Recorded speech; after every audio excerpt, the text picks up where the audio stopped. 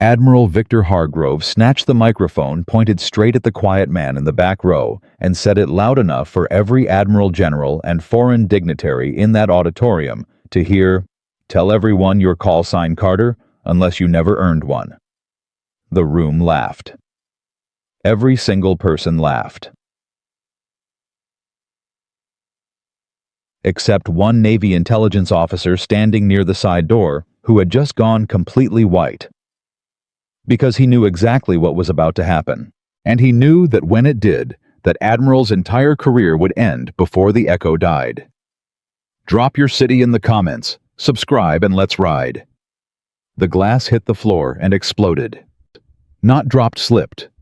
Admiral Victor Hargrove's fingers simply stopped working for 1 full second, and the heavy crystal ceremonial glass that the Naval Special Warfare Command had presented him 17 years ago fell from his hand, hit the stage floor, and detonated into 100 pieces in absolute cathedral silence. He didn't look down at it. He couldn't. His eyes were locked on the man standing 12 feet in front of him. This quiet, gray-templed, 35-year-old single father who had spent the last 3 weeks absorbing every humiliation Hargrove had thrown at him without flinching. And something was happening behind the Admiral's eyes that the 200 people in that auditorium had never seen on that face before. Victor Hargrove was afraid. Not of the man, of the name. Iron Eagle. 2 words. That's all Ethan Carter had said. 2 words spoken without drama, without volume, without a single ounce of performance, and they had reached across 7 years of buried history and grabbed Victor Hargrove by the throat in front of every flag officer, general, and foreign military dignitary assembled for graduation day at the Naval Special Warfare Advanced Leadership Program.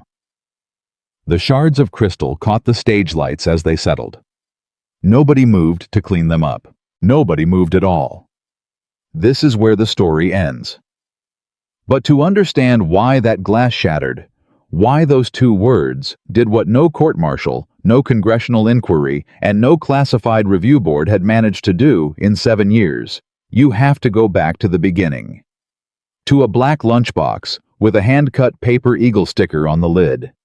To a parking lot at 2100 hours and a little girl spelling words over the phone. To the man that everyone in that room had decided in the first 5 minutes of knowing him was nothing special. They were wrong. They were so catastrophically wrong. The first thing Petty Officer Second Class Danny Kowalski noticed about the new guy was the lunchbox. Not a tactical bag. Not a mall-rigged pack with unit patches and deployment stickers and a carabiner clipped to the zipper like a combat trophy. A plain black, hard-sided lunchbox, the kind you find in a middle school cafeteria, with a small paper eagle sticker on the lid, hand-cut, and slightly crooked glued on, by someone who wasn't yet tall enough to reach a kitchen counter without a step stool. Danny stared at it. Across the staging area, Marcus Tate, 28 back-to-back deployments in Syria and the Horn of Africa. Top 4% of his SEAL qualification class followed Danny's eyeline and made a sound through his nose. Not quite a laugh, close enough. "Single dad energy," Marcus said. The man carrying the lunchbox didn't look up. He moved through the pre-muster crowd at NSWC-ALP, the way water moves around a rock, no resistance, no announcement, completely indifferent to the attention of the room. Medium build, white, maybe 35, short hair with gray at the temples that he hadn't bothered to address.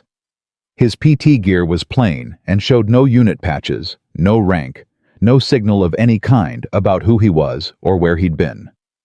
His face was the kind of face that had decided a long time ago to stop performing anything for anyone. He found an empty bench near the back wall, sat down, set the lunchbox beside him, and pulled a folded piece of paper from his chest pocket. Danny was 12 feet away. He couldn't read the words, but he could see the handwriting, big loopy crayon purple letters.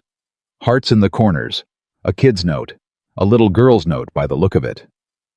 The man read it once, folded it back, tucked it away. Then he closed his eyes for exactly 90 seconds, completely still, and opened them when the muster call came. Danny leaned toward the check-in coordinator.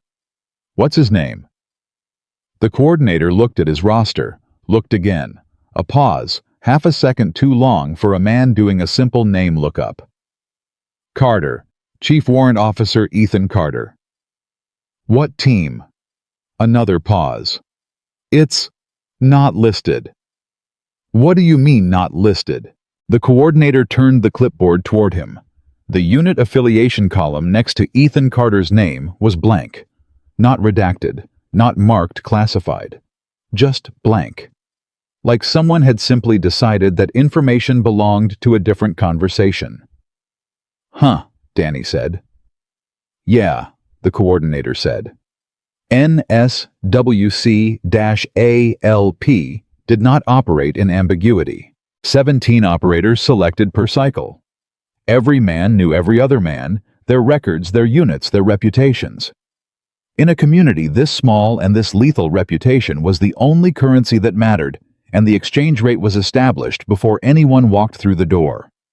Ethan Carter walked in like a check that nobody could verify. By the end of day one, 4 operators had tried to pull his record through the informal network that senior enlisted men passed around before every cycle. All 4 came back empty.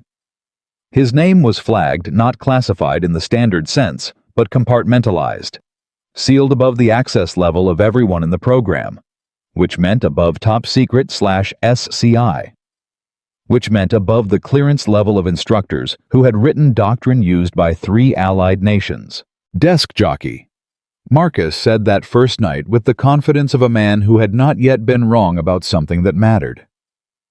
Somebody's political favor. He knows an admiral. "He's got gray hair," Danny said. "That's what happens when you spend a decade filling out forms." The laughter was easy. The laughter was comfortable.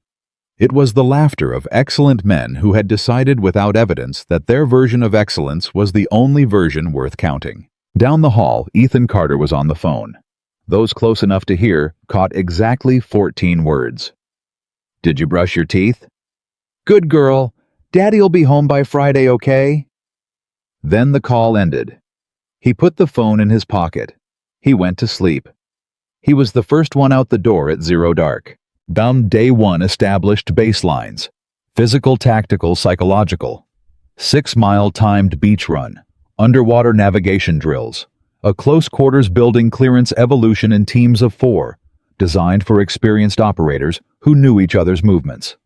Ethan's team drew the hardest building, 6 floors, irregular layout, hostages on alternating levels, simulated shooters embedded in 3 rooms, positions not disclosed in the briefing packet. Date. Standard completion time for experienced operators, 19 minutes. Record 14 flat. Ethan's team finished in 11 minutes and 40 seconds. Master Chief Leon Briggs stood at the exit with a stopwatch, and the expression on his face was the expression of a man watching someone add 2 numbers together and get a third number that mathematics had not previously suggested was possible. He looked at the stopwatch. He looked at the building. He looked at Ethan Carter toweling off his hands like a man who had just washed dishes. "Carter." "Master Chief?" "Walk me through your level 3 breach." Ethan walked him through it. No hesitation, no performance. He used terminology so current and a tactical framework so precise that Briggs, the man who had written the building clearance curriculum for this program, found himself leaning forward slightly. The way a man leans in when he recognizes something true. When Ethan finished, Briggs was quiet. "Who taught you that progression?" "Worked it out," Ethan said. Briggs looked at him. "Yourself?" "Yes, Master Chief." Briggs looked at him for another 3 seconds. "Carry on." Ethan picked up his water bottle and walked back to the staging area. He checked his watch, not the tactical dive watch that every other operator in the program wore, but a plain Timex with a cracked crystal face. The kind of watch a man keeps not because it's impressive, but because it still works, and he can't justify replacing it when his daughter needs new soccer cleats. By day 4, the jokes were quieter. Not gone, quieter. Danny had stopped making comments about the lunchbox. Marcus had started watching Ethan during drills, with the focused attention of a man recalibrating a calculation he'd thought was already solved. The other operators felt it too, a gradual wordless shift, the kind that happens in rooms full of professionals, when the evidence starts overriding the assumption. Then, Admiral Victor Hargrove arrived. Day 5. Late morning. He entered the way powerful men sometimes enter a room, not loudly, but with a gravitational quality, the kind that rearranges posture and eye contact without saying a word. 61 years old, silver hair regulation cut. Built like a man who had been genuinely formidable once and had maintained enough of it to make the point. His chest held enough decorations to stock a small museum, and he moved with the absolute, unhurried certainty of a man who had not been meaningfully questioned in years. Victor Hargrove was a legend in the SEAL community. 3 decades of Tier 1 operations, multiple combat commands, the architect of post-2000s NSW doctrine reform. His official record was by every measurable standard extraordinary. His unofficial record, the one that lived in the conversations of enlisted operators who'd served under him directly, told a more complicated story. Not incompetent. Never incompetent. But proud. The specific load-bearing kind of pride that functions fine in peacetime and becomes catastrophically dangerous in the field. The kind of pride that makes a man trust his own assessment of a situation over the evidence directly in front of him. Hargrove scanned the assembled class. His eyes moved face to face the way a man reviews a ledger, organized, efficient sorting. They hit Ethan Carter. Stopped. Stayed there for 2 full seconds. Then moved on. But everyone saw it. And everyone who saw it understood instinctively that something had just been decided. Day 6. Underwater navigation. 0 visibility. Current running at 1.4 knots. Operators navigating by wrist compass and memorized chart to surface within 10 feet of a target buoy. 2 attempts average. 5 for struggling operators. The program record 2 attempts set 4 cycles ago. Ethan surfaced on his first attempt. 6 inches from the target buoy. He climbed the ladder, cleared his mask, checked his compass bearing, and walked to the towel station. No pause to see if anyone noticed. No look toward the observation platform. He simply moved to what was next. On the observation platform, Admiral Hargrove watched. "Who approved that man's application?" he asked, his voice carrying the specific tone of someone who already has an answer and wants to hear the wrong one confirmed. Briggs kept his eyes on the water. "Standard channels, Admiral." "Whose standard channels?" "That information isn't in my file on him, sir." Hargrove was quiet for a moment. Below them, Ethan was helping a younger operator adjust his compass. Mounting not asked, just doing it the way you hand someone a tool they need before they ask for it. "A single father," Hargrove said. The words carried a weight that wasn't quite contempt, but was built from the same materials. Playing catch-up, political accommodation. Men like that consume resources that belong to operators who've actually earned selection. He surfaced 6 inches off-center on a blind navigation in 0 visibility, Briggs said. "First attempt." "Luck," Hargrove said. "Or he's run the course before. I want a full background review." "Yes, sir." That evening, Briggs ran the review. Every significant assignment in Ethan Carter's file sealed. Not classified in the conventional sense. Sealed. Compartmentalized above the clearance level of a program that processed top secret/SCI as a baseline requirement. Briggs sat at his desk for a long time. The screen showed him the same thing it had shown the 4 operators who'd checked on day 1.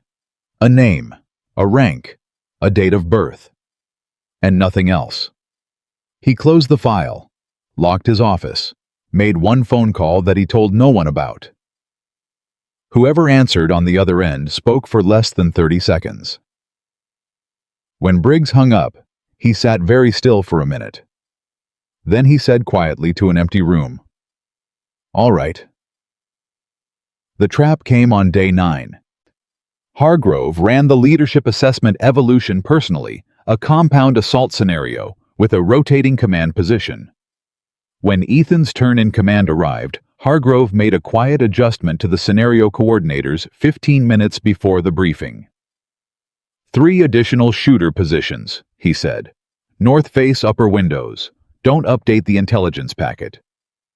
The 2 coordinators exchanged a look that they were too professional to hold for long. What Hargrove had just done was technically within program parameters. Scenario modifications happened, but every instructor in that room understood what this was. Ethan would command based on intelligence that no longer matched reality. The gaps would appear as analytical failure. Analytical failure in a leadership assessment was a formal mark against selection. It was a trap, set by an admiral, for a single father with a cracked Timex and a lunchbox. Ethan received the briefing packet. He read it once, cover to back, 40 seconds total, folded it in half. Then he stood in front of the compound diagram pinned to the wall and looked at the physical layout, the actual structure, the windows, the angles, the sightlines for 63 seconds. Danny counted. He didn't know why he counted. He just did. "There's something wrong with this briefing," Ethan said. The room went still. Hargrove, standing behind the observation line with his hands clasped at his back, did not move. "The threat assessment doesn't match the physical layout," Ethan continued. His voice was the same voice he used for everything, level, unhurried, built for function. "These 2 windows on the north face the packet says clear, but the coverage angle from those positions is critical for anyone defending the interior. You'd post shooters there. I'd post shooters there." He paused. "So I'm going to operate on the assumption that the intelligence is outdated or compromised, and I'm going to adjust fire team positioning accordingly." He assigned coverage to 3 positions. The exact 3 positions where Hargrove's undisclosed shooters were waiting. The evolution ran 6 minutes and 11 seconds. Every simulated target neutralized. 0 casualties. When it ended, the room held a silence that had a texture to it, the specific pressurized quiet of people who have just watched something they didn't know was possible. Hargrove stepped forward. "How did you know?" His voice had changed. The comfortable contempt was gone. What had replaced it was harder to name. "The intelligence was wrong, Admiral." "How did you know the intelligence was wrong?" Ethan looked at him, directly, without performance. "Because I've been handed wrong intelligence before, and the men who were with me paid for it." A beat. "I learned to trust the ground over the packet." The silence stretched. Hargrove stared at Ethan Carter, this quiet man with gray temples and a cracked watch and a lunchbox his daughter had decorated, and something moved behind the Admiral's eyes, something that didn't reach his face. He turned and left the room. Nobody spoke for 4 seconds after the door closed. Then Danny exhaled slowly, and Marcus let out one short, low sound, and the room very carefully started breathing again. 2100 hours. Parking lot. Concrete barrier. Ethan sat with his phone on his knee and waited. The call connected on the second ring. "Daddy? Hey, baby girl. How was school today?" "I got 100 on my spelling test." 100. "Let me hear some words." She spelled 4 words without hesitation, perfectly proudly, with the rhythm of a child who has been practicing in secret. Ethan listened to all of it. "Perfect," he said. "Every single one. Mrs. Kepler is a smart woman. She said I was the best in the class." "She's right." Soft giggling. Then the giggling stopped. "Daddy, when are you coming home?" "Friday. 2 more days." "That's long." "I know, but you've got Grandma and you're safe, and Friday at 4 o'clock, I will be walking through that door and we can have pizza and watch the Penguin movie as many times as you want." "Can we watch it twice?" "We can watch it 4 times." 4. 4. She was quiet for a moment, then softer. "Daddy, are you okay?" The parking lot was empty. The night was dark and warm and heavy. "I'm good," he said. "I'm real good, baby. You promise. I promise. Okay. A pause. I love you, Daddy. I love you more than the whole ocean. That's a lot. That's a lot, he said.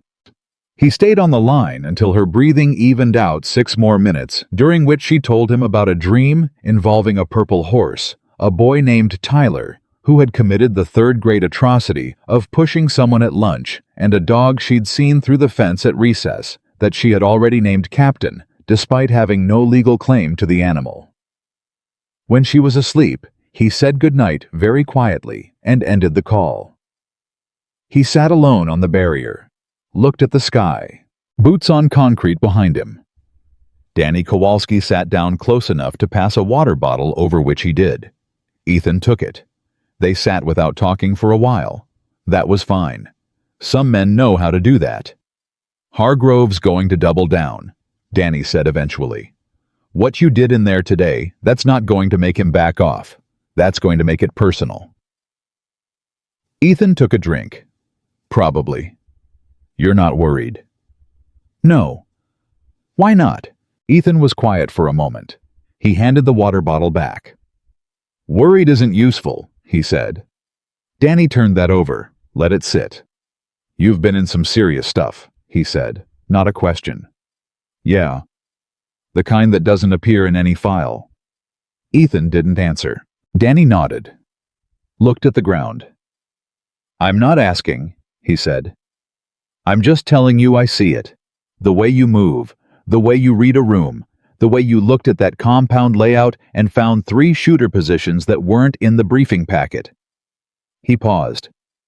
I was wrong about you. Day 1. When you walked in with the lunchbox, Ethan said. Yeah. Ethan looked down at his hands. My daughter made the sticker, he said. The eagle. She cut it out of construction paper with safety scissors and glued it on herself. A small silence. She said it would protect me. Danny Kowalski, who had cleared buildings in 4 countries, who had been shot at on 3 continents, who had never in his adult life felt his throat tighten over something a child said nothing for a moment. She's not wrong, he finally managed. Ethan almost smiled. Almost. No, he said quietly. She's not. The night held them both for a while longer. Neither man spoke about what was coming, but both of them felt it the way you feel weather before it arrives. The specific pressure in the air that tells you something is building just past the horizon. Something that had been waiting 7 years to break.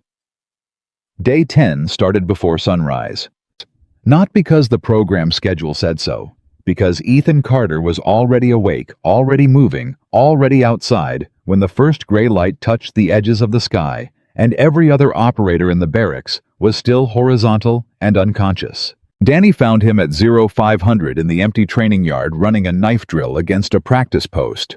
Not the program drill, not the approved curriculum sequence, but something older and more economical. A pattern Danny had never seen in any manual. 7 strikes a trap, a redirect, and a close press finish that took maybe 2 seconds total and looked absolutely nothing like the kind of thing you learned in a classroom. Danny stood and watched for about 45 seconds before Ethan spoke without turning around. You're up early. Couldn't sleep, Danny said. Thinking about Hargrove. Thinking about yesterday, the compound evolution. Danny walked closer. How long have you been out here? Hour and a half. Danny looked at the pattern of marks on the practice post. Clean, precise, grouped in tight clusters that showed repetition, but not fatigue. That sequence you're running, I've never seen it in any combatives manual. It's not in any manual. Where'd it come from? Ethan stopped, wiped down the blade, folded it and pocketed it in one motion. He turned and looked at Danny with that steady, unreadable expression that Danny had decided was not coldness, but simply the face of a man who had learned to spend his energy carefully. Necessity, Ethan said. One word. Danny understood it contained an entire education and that he was not going to receive that education this morning. He nodded. Briggs pushed the schedule. Sniping qualification starts at 0700. Wind's supposed to pick up by 10. I know, Ethan said. I read the forecast at 0430. Of course you did, Danny said. He almost laughed. You eat yet? No. Come on then, Danny said. Mess opens in 10 minutes, and Marcus made some kind of deal with the cook last night. There's apparently going to be real eggs. Ethan looked at him for a moment. Something shifted very slightly in his face. Not warmth exactly, but the precursor to warmth. The opening of a door that had been shut a long time. Real eggs, he said. Real eggs, Danny confirmed. They walked together toward the mess hall, and neither of them said anything else, and that was exactly right. The sniping qualification range sat at the far end of the training complex, and by 0655, all 17 operators were staged and ready. Wind was already moving at 11 knots out of the northwest, gusting to 14. The targets were set at 800 meters, 950, and 1120, the last distance being the one that separated men who could shoot from men who understood shooting the way a language is understood, not just spoken. Master Chief Briggs walked the line checking setups. He stopped at Ethan's position, looked at the rifle standard issue, nothing modified, and then at the way Ethan was lying behind it.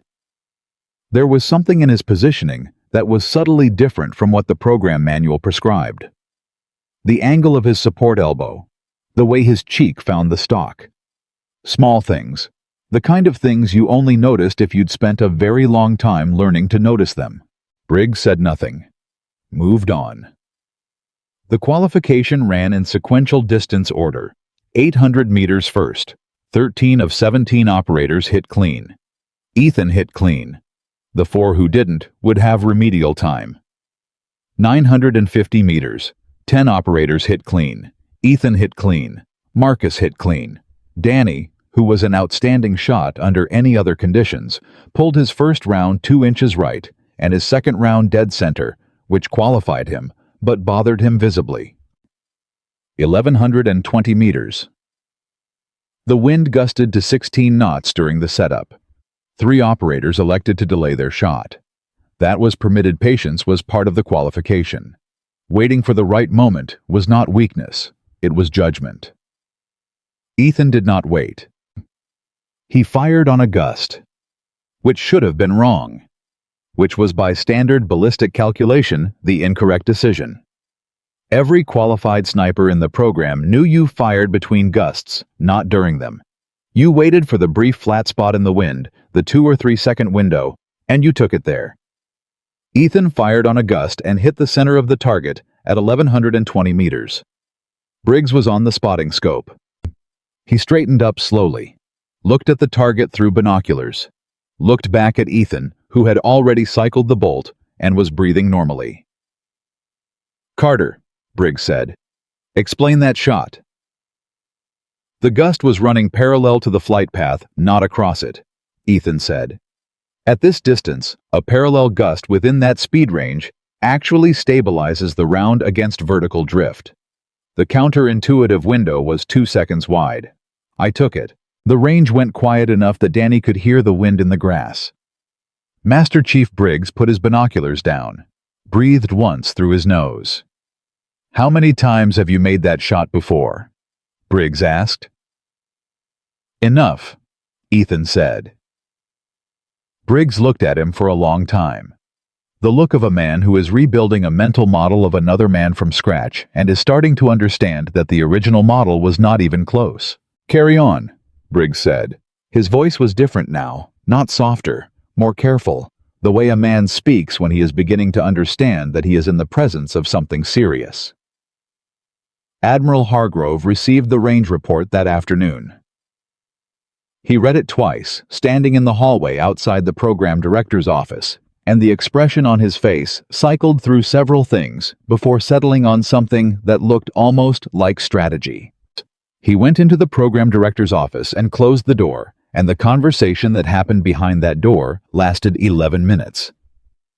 2 instructors, who happened to be in the adjacent supply room, heard pieces of it through the wall. Not because they were eavesdropping, but because Admiral Hargrove's voice, when he was making a point, was not a voice designed for enclosed spaces. "I want him on the night assault evolution," Hargrove said. Command position, and I want the opposition force doubled. A pause. The program director's voice lower, harder to catch. Then Hargrove again. This isn't harassment, it's evaluation. If he's as good as these scores suggest, he'll handle it.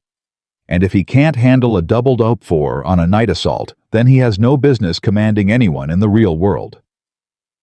Another pause. Schedule it for day 12, Hargrove said, and pull his psychological evaluation file. I want to read it myself. The door opened. Hargrove walked out without looking at either of the two men who were very carefully not listening near the supply room. One of them waited a full 30 seconds, then pulled out his phone and sent a text message to Master Chief Briggs. The text read, Night Assault Day 12. OP4 doubled. Hargrove pulling psych file. Briggs read it in his office, set his phone down, and said something quiet that expressed a complete thought, using only 2 words, neither of which was printable. Day 11 was supposed to be a lighter training day, recovery-focused skill review, administrative requirements. It was the kind of day the program built in specifically so that operators could absorb the week's training before the back half began. Ethan spent his administrative time in a way that was noticed, but not understood until later. He requested access to the program's Historical Mission Analysis Library, a database of declassified and semi-declassified NSW operations going back 30 years, and spent 4 hours working through it with a yellow legal pad and a pen. Not reading casually. Working. Cross-referencing.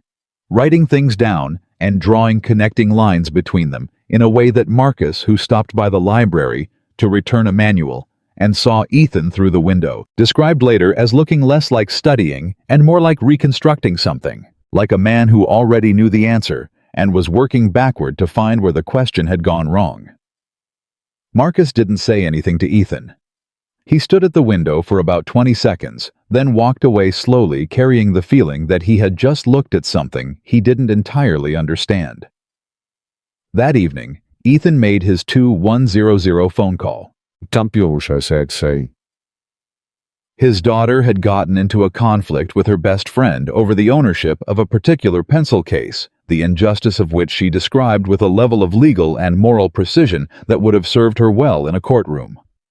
Ethan listened to all of it, asked clarifying questions, helped her reach on her own the conclusion that the friendship was worth more than the pencil case, and that saying sorry first was a kind of strength and not a kind of surrender. But she started it, his daughter said.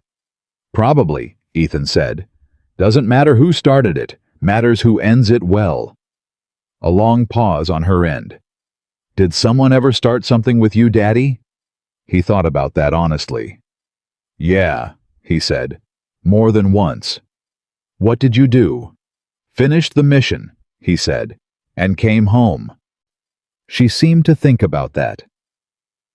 Okay, she said eventually with the particular tone of a 7-year-old who has decided to file something away for later consideration. I'll say sorry tomorrow. That's my girl, he said. After she fell asleep, Ethan sat with the phone in his hand for a moment, not looking at anything. Then he put the phone in his pocket and went to find Briggs. Beh. He found the Master Chief in the equipment bay, working alone under a bench light, running function checks on a radio setup that didn't need function checks. It was the kind of task a man invents when he needs to be busy with his hands, while his mind works on something else. Ethan sat down on a crate across from him. You know about day 12, Ethan said. It wasn't a question. Briggs set the radio down, looked at Ethan directly. You know too. Word travels in a small compound. Doubled OP4. Night conditions. Command position. Briggs was quiet for a moment. Hargrove has the authority to modify evolutions. I know he does. And you're not going to file a complaint or request a review. No, Ethan said. I'm going to run the evolution. Briggs studied him. Carter. I pulled every string I have access to on your file, and I have access to quite a few strings. He paused. There's nothing there. Not classified nothing. Genuinely nothing. which means whoever sealed it at a level I've never hit before in 31 years of service. Ethan said nothing. I made a phone call, Briggs said. After I saw your navigation score, I called someone I trust at a level I don't talk about. And what they told me was... Briggs stopped, chose his next words with visible care. They told me to run the program fairly and trust the process. That's good advice, Ethan said. They also said something else, Briggs said. They said that whatever happens in this program over the next 10 days, I should pay attention to who pushes hardest to get you removed, and I should remember that name. The equipment bay was very quiet. Somewhere outside, wind moved across the compound. Ethan stood. Run the program fairly, Master Chief. That's all I need. He started toward the door. Carter, Briggs said. Ethan stopped. 7 years is a long time to carry something alone, Briggs said. A long pause. It is, Ethan said, and walked out. Briggs sat alone in the equipment bay for a while after that, under the bench light, not touching the radio. Day 12. Night Assault Evolution. 2,200 hours. The compound was a decommissioned training facility on the far edge of the base, a 3-structure complex with a central yard and 2 perimeter positions built in the mid-90s for exactly this kind of exercise. In daylight, with a standard OP-4, it was a demanding evolution. At night, with doubled opposition and a command rotation, it was the kind of thing that produced formal performance reviews. All 17 operators were assembled and briefed by 2-130. Ethan received the command assignment as scheduled. He read the briefing packet, asked 3 specific questions about perimeter lighting and radio frequency assignments, and then walked the exterior of the compound in silence for exactly 9 minutes before returning to the assembly point. Questions? The evolution supervisor asked. No, Ethan said. Marcus leaned close to Danny. He just walked the perimeter. I saw, Danny said. In the dark, without a map. I saw that too, Marcus. Why would he? He's reading the ground, Danny said quietly. Not the packet, the ground. Ethan assigned roles. He did it quickly. No deliberation, no visible uncertainty, the way you assign roles when you already know the answer and are simply confirming it. He put Marcus on the northern approach, Danny on radio coordination, positioned the other operators with a precision that several of them registered but couldn't quite articulate. It felt less like instruction and more like placement.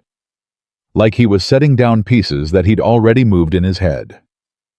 The evolution began. The OP-4 made their first move at 2,213, an early push on the eastern perimeter, which the briefing packet had indicated would be the primary approach vector. Standard counter-movement by the program playbook. Ethan had not positioned anyone on the eastern perimeter. Danny keyed his radio. Carter, eastern perimeter there. I know, Ethan said. Hold. Hold. There. 20 seconds, Danny. Hold. Jummy. 14 seconds later, the OP-4's western flank moved, their real push, using the eastern diversion to create a gap. A textbook double movement that the opposition force commander had apparently decided was too advanced for the operators to anticipate. Ethan's team was already there. They neutralized the western push in 90 seconds. Then folded back to contain the eastern diversion, which now committed and unsupported, had nowhere to redirect. The entire OP-4 evolution collapsed in 4 minutes and 22 seconds. The previous fastest completion with a standard OP-4 was 9 minutes 11 seconds. With a doubled OP-4, 4 minutes and 22 seconds. The evolution supervisor stood at the command post, with his clipboard looking at his stopwatch, and said nothing for long enough that 2 operators near him started to wonder if he'd had a medical event. Then he said very quietly, "Call it." And the evolution was called. Hargrove was in the observation room with 2 senior instructors when the time came through on the radio. He heard it, processed it. The two senior instructors looked at each other carefully in the way professionals look at each other when they understand that the correct response is no visible response. Hargrove set down the radio. "Luck," he said. And the word landed differently now than it had at the navigation range, than it had at the compound assessment, than it had at every previous moment he'd used it. It landed like a word that no longer fit the object it was supposed to describe. Like calling the Pacific Ocean a puddle, and having everyone in the room quietly recognize that the word had simply stopped working. One of the senior instructors said nothing. The other one said, "Yes, sir," but neither of them believed it. And Hargrove, who was a genuinely intelligent man when his pride wasn't in the way, could see that they didn't believe it. He left the observation room without another word. In the hallway alone, he stopped walking for a moment. He had spent 10 days trying to find the ceiling of Ethan Carter's capability. 10 days of increasingly difficult evolutions, modified scenarios, raised standards, and stripped advantages. And what he had found was not a ceiling. What he had found was a man who appeared to have no ceiling, or whose ceiling, if it existed, was somewhere above anything Hargrove could construct a test for. That was not the part that was bothering him. When the part that was bothering him was something the psychological evaluation file had noted. One line buried in a behavioral assessment from a program he couldn't fully access, written by an evaluator whose identity was itself redacted. Subject demonstrates complete absence of personal ambition. Mission-oriented to a degree that may appear pathological, but is in fact consistent with operators who have undergone a defining event from which they have not sought credit or recognition. Defining event. Hargrove stood in the hallway and felt something move in the back of his memory. Something old. Something from 7 years ago that he had worked very hard not to look at directly. He pushed it down, walked on, but it followed him. The operators ate together after the night evolution, late mess, 23:30, the kind of meal that tastes significantly better than it has any right to because everyone at the table had just been part of something that worked. There was laughter and trash talk, and the retelling of specific moments with the competitive exaggeration that men use to process events they actually found extraordinary. Ethan ate quietly at the end of the table. He did not retell anything. He listened, and sometimes he smiled slightly, and when Danny asked him to walk through the decision to hold on the eastern perimeter, he gave a clean technical answer that lasted about 45 seconds, and somehow made the tactical picture completely clear, without making anyone in the room feel like they should have seen it themselves. That was the specific gift Danny thought watching him. He could explain a thing without turning the explanation into a demonstration of superiority.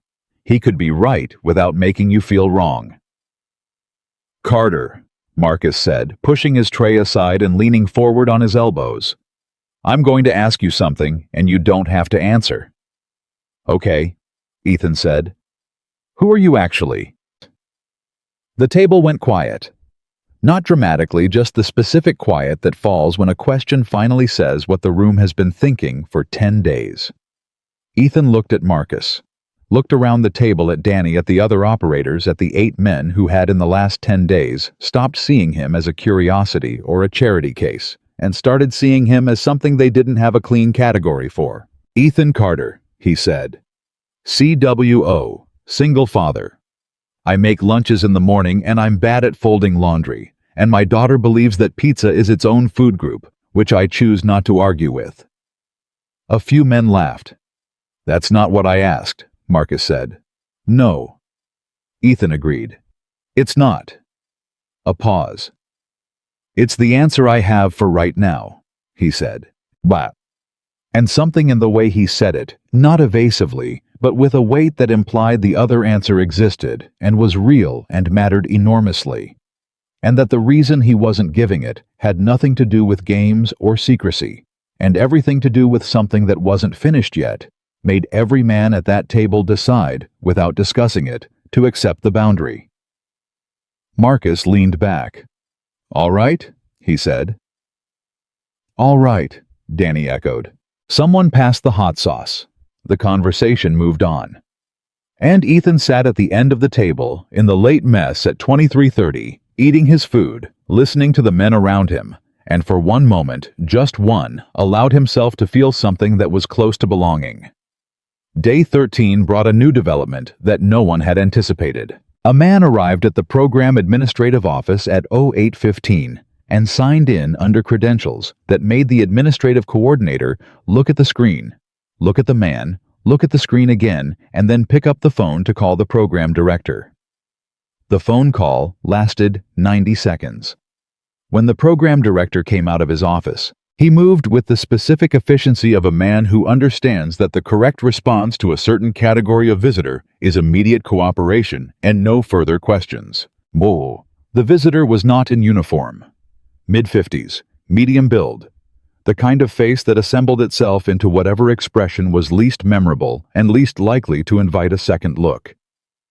He carried a thin briefcase and a coffee from the base canteen, and he moved through the administrative corridor with the unhurried comfort of a man who had walked through a very large number of facilities that he was not supposed to be in. He went into a conference room. 3 people entered separately over the next 40 minutes. Briggs was one of them. The second was the program director. The third was a woman that nobody in the program recognized, who arrived in civilian clothes and signed in with a name that 2 separate administrators misspelled on first attempt. The meeting lasted an hour and 7 minutes. When it ended, Briggs came back to the training yard and found Ethan at the equipment staging area, checking a dive rig for the afternoon's underwater evolution. Briggs stood next to him, didn't look at him directly. "They're watching the program," Briggs said. "Have been since day 1. Not the instructors, not the operators." He paused. "Watching Hargrove." Ethan continued checking the dive rig. "I know." Briggs absorbed that. "How long have you known?" "Before I arrived." "Before you?" Briggs stopped. Recalibrated. "Carter, are you here for the program?" "I'm here for both," Ethan said. Briggs was quiet for a long moment. Somewhere on the other side of the compound, someone was running a radio check, and the clip transmissions cut across the air at even intervals. "The mission 7 years ago," Briggs said, very quietly. Not a question. The approach of a man who has done enough math to see the shape of the answer without being able to read the number directly. Ethan zipped the dive bag closed, stood up, looked at Briggs with that level, unperformative directness that was the most consistent thing about him. "Run the program, Master Chief," he said, fairly, all the way to the end. He picked up the bag and walked toward the dive staging area, and Briggs stood watching him go, and the thing that the Master Chief felt in that moment was not confusion and not quite understanding, but the specific sensation of standing at the edge of a very large picture and only beginning to see the shape of it. That night, Ethan sat at his bunk for a few minutes before lights out, and he took the folded piece of paper from his chest pocket, the note his daughter had sent him, the one with the hearts in the corners and the purple crayon writing, and he unfolded it and read it one more time. He didn't need to read it. He had it memorized. He read it anyway. "Dear Daddy, I hope your school is going good. I made you the eagle because eagles are the strongest and bravest, and they always come home. I love you, Daddy." From Lily. He folded it back along the same creases, tucked it into the chest pocket of his shirt. He lay down, closed his eyes. In 2 days, Admiral Victor Hargrove was going to stand on a stage in front of 200 people and ask him a question designed to humiliate him. Ethan already knew what the question would be. He had known since day 5 when he saw the recognition flicker and die in Hargrove's eyes at that first formation. The kind of recognition a man suppresses because what it means if he lets it surface will cost him everything. Ethan also knew what his answer would be. 2 words. He had been waiting 7 years to say them in the right room to the right person with the right witnesses present. The waiting was almost over. He slept. Completely, without difficulty, the way a man sleeps when the mission is finally close enough to touch. Day 14 arrived the way the hardest days always do, quietly, without announcement, wrapped in the ordinary texture of morning routine so that you don't recognize what it is until you're already inside it. Ethan was dressed and moving by 04:45. Not because the schedule demanded it, because something in his body understood the way it always had, that the day ahead required more than the day behind, and that the margin between sufficient and insufficient was a thing you built in the dark hours before anyone else was watching. He made his 0500 check of the training yard. The air was cool and held the particular stillness of a place that hasn't yet been filled with the noise of people. He stood at the edge of the yard for about 60 seconds, not moving, breathing steadily, looking at nothing in particular and everything in general. It was something he'd done every significant morning for the last 11 years. Not meditation, not ritual. Just a man taking one clean moment before the world filled up with its demands. Then, he went to work. He was 3 sets into a bodyweight circuit when Danny came through the door at 05:17, moving with the slightly accelerated pace of someone who has information and has been carrying it since before sunrise. Hargrove requested a psych reevaluation, Danny said. No preamble. Filed it last night through the program director. He's requesting an independent review of your psychological fitness for command authority. Claims the Day 12 performance data indicates possible prior exposure to the evolution design. Ethan didn't break his movement pattern. Who told you? Marcus. Who heard it from Reyes, who was cleaning equipment in the administrative hallway when the program director took the call? Reyes clean equipment in administrative hallways often. Apparently he does now, Danny said. Ethan, he's trying to get you pulled before the final evaluation week. If an independent psych review gets ordered, it delays your completion record regardless of outcome. You'd miss the graduation cycle. You'd have to reapply. Ethan completed his set. Stood. Looked at Danny directly. Did the program director approve the request? That's the thing, Danny said. He didn't. He pushed back. Told Hargrove the performance data didn't support the allegation and that a psych review required documented behavioral evidence, not suspicion based on high scores. He paused. Hargrove apparently did not receive that well. How did Hargrove respond? He said, and I'm quoting Reyes, quoting what he heard through a wall. So adjust accordingly. He said, I have 40 years of service, and I know when a performance pattern doesn't add up. That man is either cheating or he's hiding something, and either one disqualifies him. Ethan picked up his water bottle, took a long drink, set it down. Both things he said are true, Ethan said. Danny stared at him. What? The pattern doesn't add up, and I'm hiding something. He looked at Danny steadily. He's just wrong about what it means. Danny opened his mouth, closed it, opened it again. You want to explain that? Not yet, Ethan said, but I will. After graduation. That's 4 days away. I know. A lot can happen in 4 days. I know that too, Ethan said. He looked at Danny with the same level calm that Danny had initially read as emotional distance and had since understood was something entirely different.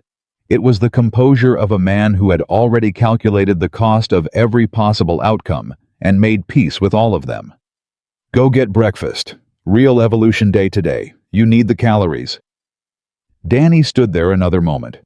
You're unbelievable, he finally said. You know that? My daughter says the same thing, Ethan said. Usually when I burn the pancakes. Danny laughed despite himself, turned for the door, then stopped. For what it's worth, he said, not turning around. Whatever you're hiding, whatever this is, I'm in your corner, all the way to the end. Ethan was quiet for a moment. I know, he said. That matters.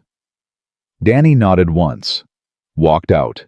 Ethan stood alone in the training yard and looked at the sky, which had gone from black to deep blue while they were talking, and he thought about his daughter, sleeping at his mother's house 40 miles away. And he thought about a mountain in a country whose name he was not permitted to say in any official document. And he thought about the 7 men he had carried down that mountain, one of whom was now the most senior naval officer with the authority to ruin his life. He thought about all of it calmly. The way you think about weather, you've already survived. Then he went to breakfast. The final evaluation week at NSWC-ALP was formally structured around 4 assessments: combat leadership strategic planning under Fire Coalition Command, and a classified operational simulation that the program called the Crucible. Each assessment built on the previous. Each one carried compounding weight in the final selection report. But the real evaluation, the one that the instructors actually used to separate the men who would shape the future of naval special warfare from the men who were simply very good at the job, that evaluation happened in the spaces between the formal assessments. In how an operator behaved when he thought he wasn't being graded. In who he protected when protection cost him something. In what he revealed about his character when the structure that usually contained character was temporarily removed. Ethan Carter did not know about this secondary evaluation, or rather, he behaved exactly the same whether or not he knew. Which Briggs had noted quietly in his own records was the most important data point of all. The combat leadership assessment ran on day 14 from 0900 to 1400. 5 hours. 7 distinct scenarios. Command rotating through 6 operators across the block with the remaining 11 serving in various team roles. Ethan drew the 4th command slot the middle of the sequence after the adrenaline of early rotation had worn off and before the final push of late rotation energized the room. The hardest slot to perform in. The one where fatigue was real and attention had the most difficulty sustaining itself. He walked into his first scenario as 4th slot commander and immediately noticed that 2 members of his assigned team operators named Reyes and Garza were showing the specific signs of cumulative fatigue that a man learns to read not from a manual but from experience. Slightly delayed in response transitions. Marginally heavier on communication. The kinds of things that didn't affect performance yet, but predicted where performance was heading. Met. Before the scenario briefing was even completed, Ethan had quietly repositioned both men to roles that required less reactive decision-making and more deliberate execution. Not because the roles were easier, but because they matched the cognitive mode that worked best when a person's reserves were running low. He did it without explaining why, without drawing attention to the adjustment, without making either man feel reassessed. Reyes noticed. Garza didn't. Reyes looked at Ethan for 1 second with an expression that contained a complete and wordless conversation, and Ethan met it with a slight nod, and that was the entire exchange. The scenario ran clean. No casualties. Objectives exceeded. After the assessment block, the senior evaluator pulled Briggs aside and said 3 words. Where did he come from? Briggs said, I'm still working on that. Work faster, the evaluator said. Because if this man is who his scores say he is, we have been significantly wasting him. At 1600, while the other operators were in recovery rotation, Admiral Hargrove called Ethan into the program administrative office. No other instructors present, no evaluators. Just Hargrove standing at the far end of a conference table, with his hands behind his back, and the expression of a man who had spent the last several hours preparing for a conversation, and was now committed to it, regardless of where it went. Ethan came in, stood at the near end of the table, and waited. Close the door, Hargrove said. Ethan closed it. Sit down. I'll stand, sir. Hargrove looked at him for a moment. Something moved in his face, not anger exactly, calculation. You know why you're here, Hargrove said. I expect so, Ethan said. Your performance data over the past 14 days is not consistent with any known training background. It is not consistent with any unit record that I or anyone else in this program has been able to access. It is not consistent with the profile of a chief warrant officer at this career stage. Hargrove's voice was controlled and precise, the voice of a man making an official statement rather than having a conversation. I have been doing this for 40 years, Carter. I know what a manufactured record looks like. I'm sure you do, Ethan said. Is that confirmation? It's an acknowledgement that you have relevant experience, Ethan said. That's all? Hargrove studied him. The control in his face was doing work, Visible work, the kind that tells you the emotion beneath it is real and significant. Let me be direct, Hargrove said. I don't know who you are. I don't know what operation put you in this program, or what agency signed off on it. But I know that your presence here is not routine, and I know that whatever you're actually here for, it has nothing to do with completing a leadership qualification. Ethan said nothing, which means, Hargrove continued, that someone sent you. And whatever they sent you to do, whether it's an audit, an assessment, a counterintelligence function, or something else entirely, I am going to find out. And when I do, I will ensure that whatever report comes out of this program reflects a complete and accurate picture of every operator in this cycle. He paused, deliberately. Including you. The conference room was quiet.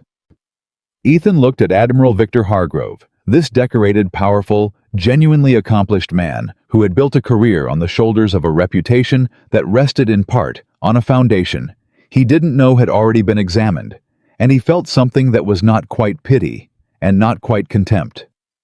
Something closer to the sadness of watching a thing that might have been different be exactly what it chose to be. Admiral, Ethan said quietly, I'm going to ask you something. Hargrove said nothing, which was permission. 7 years ago, Ethan said, Operation Coldwater. And the room changed. It wasn't dramatic. Nothing moved. No sound occurred.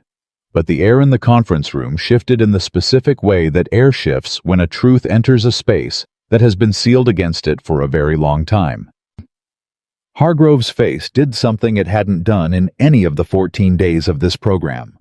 It went still. Not the practiced stillness of a commander under pressure. A different kind. The stillness of a man who has just heard a name he thought was buried. That operation is classified, Hargrove said. His voice had changed. The official precision was gone. What was underneath it was older and less managed. I know, Ethan said. I was there. The silence that followed lasted 4 full seconds. That's not possible, Hargrove said. The operator who extracted that team was never identified. The record was sealed at the highest. Yes, Ethan said. It was. Hargrove stared at him. And in that stare, in the specific way, the Admiral's eyes moved across Ethan's face, as if he were trying to match a present image to a memory that existed in darkness and cold, and the specific chaos of men who were dying, and then suddenly weren't. Something cracked. Not broke, cracked. The way ice cracks over deep water before it gives way. That's not, Hargrove started. I'm going to go back to the barracks now, Admiral, Ethan said. And we're going to finish the program, all 4 days. And on graduation day, you're going to stand on that stage, and whatever happens there is going to happen in front of witnesses. He paused. That's the mission, and I intend to finish it. He turned and walked to the door. Carter. Ethan stopped, hand on the door. If you're who you're suggesting you are, Hargrove said, and his voice now was something that Hargrove himself probably did not recognize, stripped of rank, stripped of authority, just a man's voice with the weight of 7 years in it. Then you know what that mission cost. A long pause. Yes, sir, Ethan said. I do. He opened the door and walked out. Behind him, Admiral Victor Hargrove sat down in a conference room chair, slowly, heavily, the way a man sits when something structural has just shifted in his body, and he looked at the table, and he thought about a mountain, and a night, and a man he never saw clearly, because it was dark, and he was wounded, and he was being carried by someone who refused to stop moving, regardless of what the mountain asked of him. He had spent 7 years not looking directly at that memory. He looked at it now. Danny was waiting outside the administrative building. He fell into step beside Ethan without saying anything for about 30 seconds. Then, how'd it go? So, fine, Ethan said. You were in there for 22 minutes. I know. Boy, Hargrove looked. Danny had apparently positioned himself with a sight line to the building's side window. He looked like he'd seen something. When I saw him walk past the window after you left, he looked like something had hit him. We had a productive conversation, Ethan said. That's the least informative sentence I've ever heard. I know, Ethan said. You'll understand it later. Danny blew out a breath. They walked in silence for another beat. Then Danny said lower, Marcus pulled something today, during the break. He has a contact at Naval Intelligence. Don't ask me how I've stopped asking how Marcus knows the people Marcus knows. And the contact told him that there's been an active counterintelligence review running parallel to this program. Ethan kept walking. Parallel to this program, Danny repeated, watching Ethan's face for a reaction and getting nothing that qualified as one. Meaning someone in this program is the subject, and the review has been running for Marcus's contact said 7 years. Ethan said nothing. 7 years. Danny said one more time with the weight of a man who has added something up and is checking his arithmetic. Ethan. Danny. Is it Hargrove? The question landed and sat between them as they walked, and Ethan didn't answer it immediately, which was itself an answer of a kind. He let it exist for about 15 steps. Then he said, You're asking me if the program's most decorated senior officer is the subject of a 7-year counterintelligence operation. Yes, Danny said. That is exactly what I'm asking. That would be a significant thing, Ethan said. Yes, and if it were true, it would mean that the entire time he's been in here publicly questioning my fitness, someone has been quietly building a complete picture of every decision he's made in this program. Yes, Danny said. And then, more quietly, Oh. Yeah, Ethan said. He's been building your case for you, Danny said. Every time he pushed you, every time he modified an evolution without justification. Every interference, every personnel request, every time he opened his mouth in front of witnesses to attack your credibility. Building a record, Ethan said simply. My God, Danny said. They reached the barracks entrance. Ethan stopped, turned to Danny, and for the first time in 14 days, he let something fully real show on his face. Not vulnerability exactly, but proximity to it. The look of a man who has been alone with a thing for a very long time, and is standing at the edge of no longer being alone with it. I have been carrying this since before my daughter was born, Ethan said. I disappeared from the official record. I erased my own reputation. I lived as nobody specific for 7 years, and I raised my girl and I waited. He paused. Not because I was ordered to wait. Because the right moment required the right room and the right witnesses, and that room is 4 days away. Days. Danny looked at him. And when it happens, whatever happens on that stage, you need people who were there for all of it, who saw Hargrove operate, who can testify to the pattern. I need people who can tell the truth, Ethan said. That's all. Danny nodded slowly. Then you've got 17 of them, he said. Every operator in this program, because every one of them has watched him work for 2 weeks, and every one of them knows what they saw. Ethan looked at him for a moment. You'd do that. We'd do that, Danny said. Past tense already, decisions made. Day 15 brought the strategic planning assessment, and it brought something else attention in the program that had shifted from the low-grade background pressure of the first 2 weeks into something more acute, more present. The operators felt it without being able to name it precisely.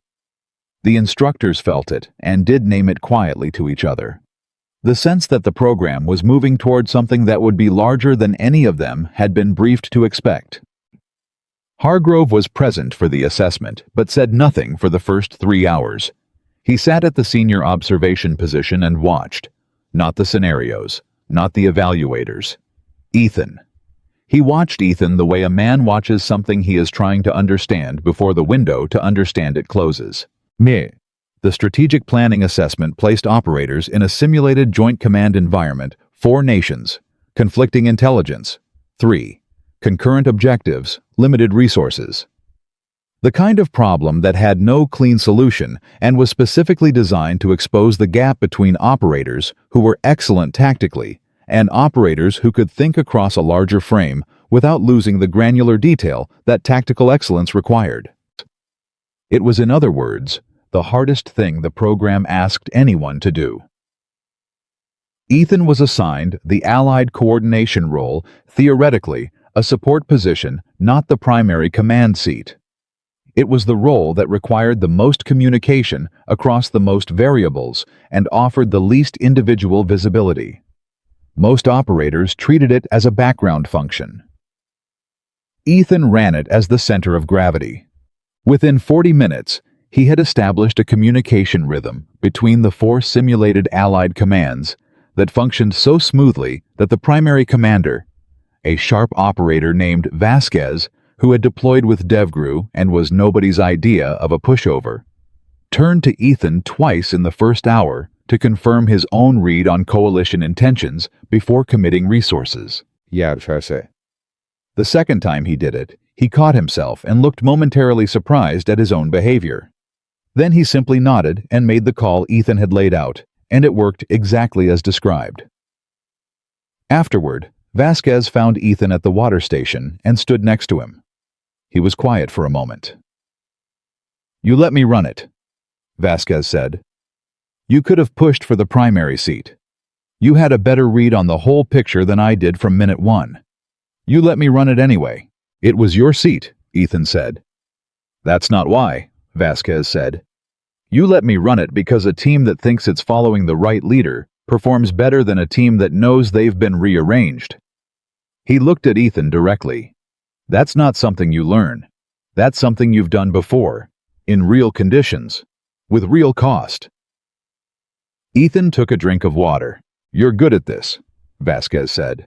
Not a compliment exactly, more like a statement of classification, placing something in the correct category. "Whatever this is, you're very good at it." "I had good teachers," Ethan said. "Who?" Ethan looked at him. "The kind you'd rather not repeat the class for," he said. Vasquez was quiet for a moment. Then he nodded once with the specific economy of a man who understood completely. "Yeah," he said. "Those are the ones that stick." That evening, Briggs found Ethan in the equipment bay. The same bay where they'd talked 3 nights earlier. The same bench light, the same quality of stillness in the room. But something was different now. The air between them carried less of the careful distance of 2 men maintaining professional separation, and more of the focused gravity of 2 people standing close to a thing that is about to happen. Die. Briggs sat across from him, put a folder on the workbench between them. Didn't open it. "They're ready," Briggs said. Ethan looked at the folder. "The 3 people in that meeting 2 days ago," Briggs said. "The one you know I'm not going to tell you I attended. The outcome of that conversation is they have what they need. Everything documented from inside this program is corroborated against records going back 7 years. The data regarding mission authorization failures, intelligence security violations, and the specific decisions that led to Coldwater being compromised from the inside." He stopped. "All of it traceable to a single source." Ethan said nothing. "Hargrove didn't just make bad decisions on that operation," Briggs said. "He authorized the distribution of a classified mission brief to a liaison contact who was not cleared for that level. He knew the contact's clearance was insufficient, and he distributed it anyway because he trusted a personal relationship over protocol. And when the mission went sideways and the team was captured, he made the call to classify the rescue as a non-mission, which meant officially no one went in, which meant the man who actually went in officially doesn't exist." He paused. "Which is how you've been living for 7 years." Why? The equipment bay held all of that quietly. "He didn't know it was you," Ethan said. It wasn't a question. "On the mountain. He was wounded and it was dark and he never saw my face clearly. He knew someone came. He didn't know who. He's been wondering for 7 years," Briggs said. "And I think part of him somewhere knew better than to look too hard for the answer. Because if he found the answer, he'd have to look at what he'd done to the man it belonged to," Ethan said. Briggs nodded. "And now," Ethan said slowly, "he's looked, this afternoon in that conference room." He was quiet for a moment. He knows. How did he take it? Briggs asked. Ethan thought about the Admiral sitting down in that chair, slowly, heavily, the way a man sits when something structural shifts. Like a man who has been carrying something and just realized what it weighs, Ethan said. Briggs looked at the folder on the workbench. Graduation day. They'll be in the auditorium. Full senior staff allied representation, the class. When the moment comes, he stopped. I know what happens when the moment comes, Ethan said. I've known since before I walked in the door. Are you ready? Ethan thought about his daughter, about the sticker on the lunchbox, about a night 7 years ago on a mountain that didn't have an official name, carrying men who didn't know his name, refusing to stop because stopping was not a choice that belonged to him. I've been ready, he said. I've been waiting to be in the right room. Joe. Briggs picked up the folder, stood. He started for the door, then stopped and turned back, and what was on his face was not a professional expression. It was the face of a man who had been in uniform for 31 years and still occasionally encountered something that reminded him of why he'd chosen this life. For what it's worth, Briggs said, every man who was on that mountain, every one of them that made it home, they've been wondering their whole careers who to thank. He paused. They're going to find out in 2 days. Ethan looked at him. And Hargrove, Ethan said. Briggs was quiet for a moment. He's going to find out in 2 days too, he said. The difference is what it costs him. He walked out. Ethan sat alone in the equipment bay under the bench light, and he took the folded note from his chest pocket, and he held it without opening it. Just held it. He could feel the crayon wax through the paper, the places where Lily had pressed hard, the places where her small hand had gone slightly over the lines of the eagle's wing. 2 days. And he had carried this for 7 years. He had carried it through the deployment that erased him from the official record. He had carried it through the court cases and the classified depositions, and the 2 years of legal maneuvering that kept the investigation alive when institutional pressure tried to close it. He had carried it through every bedtime story and every school morning and every soccer game where he stood on the sideline like any other dad, knowing that what he was actually doing was the hardest thing he had ever been assigned. Waiting, invisibly, for the right room. He had 2 days left. He put the note back in his pocket, stood up, turned off the bench light, and walked back into the dark. Day 16 started with a phone call that Ethan did not make. His phone rang at 0412, which was 28 minutes before his alarm and 43 minutes before first light. He was already awake, had been for about an hour, lying in the dark with the specific wakefulness of a man whose body understands that something is close without being told what it is, and he picked up on the second ring. The number was blocked. Carter, he said. We have a problem. The voice belonged to the woman who had sat in the conference room 2 days ago and signed in under a name 2 administrators had misspelled. Her voice was precise and unhurried in the way of someone who delivers difficult information professionally and has learned that tone matters more than speed. Hargrove filed a formal complaint at 2300 hours last night, not through the program director, through the Judge Advocate General's office directly. He's alleging that your presence in this program constitutes an unauthorized intelligence operation conducted within a military training environment, which under Article 32 of the UCMJ creates grounds for immediate administrative removal pending investigation. Ethan was quiet for 2 seconds. He moved faster than I expected. He moved faster than we expected, she said, which tells us he's more cornered than we calculated. Cornered men make faster decisions, not better ones. A pause. The JAG office will have to respond. Procedure requires acknowledgement within 48 hours. Graduation is in 32. So we're inside the window. Barely, but yes. What do you need from me? Nothing you haven't already done, she said. Everything documented inside this program is solid. 14 days of witnessed behavior, modified evolutions, personnel interference, and a pattern of targeted obstruction by a senior officer that our attorneys are calling textbook command abuse. Another pause. But if Hargrove gets in front of a sympathetic JAG officer in the next 12 hours, he could get a temporary administrative hold that delays graduation. Which delays the room, Ethan said. Yes. Ethan sat up, put his feet on the floor, looked at the wall of the barracks in the dark. Who's the JAG officer on duty? A brief silence. Commander Patricia Holloway. She was in the Pacific Theater for 8 years. She processed 2 of the Coldwater survivors' medical reclassification requests in 2019. Ethan felt something settle in his chest. Not relief, something more specific. The sensation of a long calculation arriving at a number that was exactly what the problem required. She knows the case. She knows enough of it, the woman said. She's not going to grant a temporary hold on a sealed counterintelligence investigation based on the complaint of the man who is its subject. But she needs something from our end to document her reasoning. Send her the Day 9 evolution record, Ethan said immediately. The compound assessment, Hargrove's pre-briefing modification, the coordinator logs. That's documented command interference in a sanctioned training environment.